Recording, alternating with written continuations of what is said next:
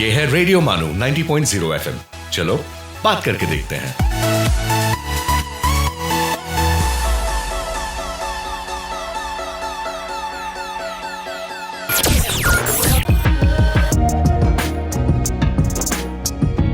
Let's listen to Chronicles of the Past.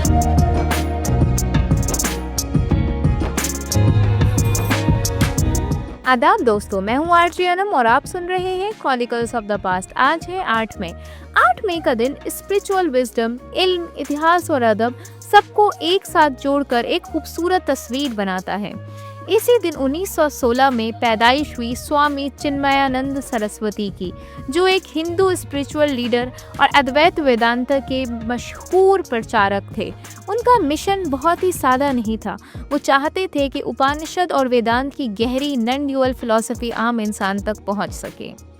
इसी दिन 1903 में हैदराबाद की ज़मीन पर पैदा हुए हाशिम अमीर अली, एक इस्लामिक स्कॉलर और ऑथर, जिन्होंने अपनी ज़िंदगी इल्म की तहकीकात और लिखाई को समर्पित की।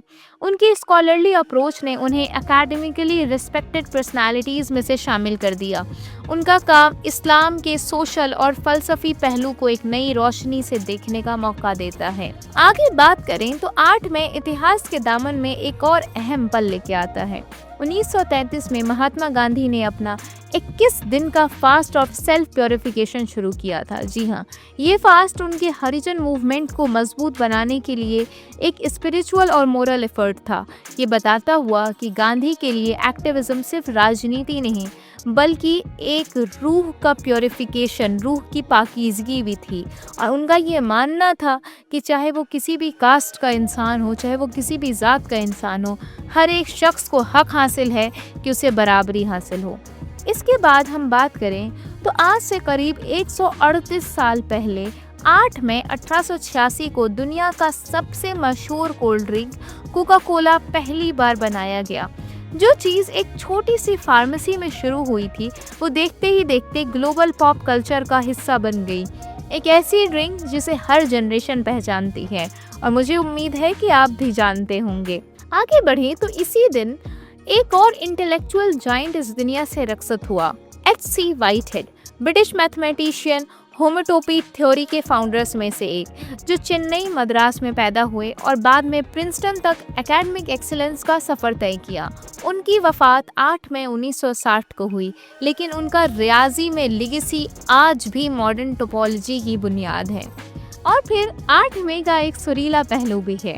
गोवा के पंजिम में 1953 में पैदा हुए रेमो फर्नांडिस, इंडियन पॉप म्यूज़िक के पायनियर्स में से एक। उनकी आवाज़, उनका फ्यूज़न स्टाइल और उनके बोल्ड कंटेम्प्रेरी थीम ने हिंदुस्तानी म्यूज़िक को एक नया मॉडर्न रंग दिया। रेमो उन कलाकार में से हैं जिन्होंने पॉप को इंडिया में एक नई पहचान दी। तो दोस्तों, आप सुन रहे थे क्रॉनिकल्स ऑफ द पास्ट। मैं हूँ आरजे अनम। कल फिर होगी आपसे मुलाकात एक नए दिन, एक नए इतिहास और एक नए एहसास के साथ। तब तक के लिए अपना ख्याल रखिए, सीखते रहिए और सुनते रहिए रेडियो मानू 90.0 FM। चलो बात करके देखते हैं। आप सुन रहे थे Chronicles of the Past।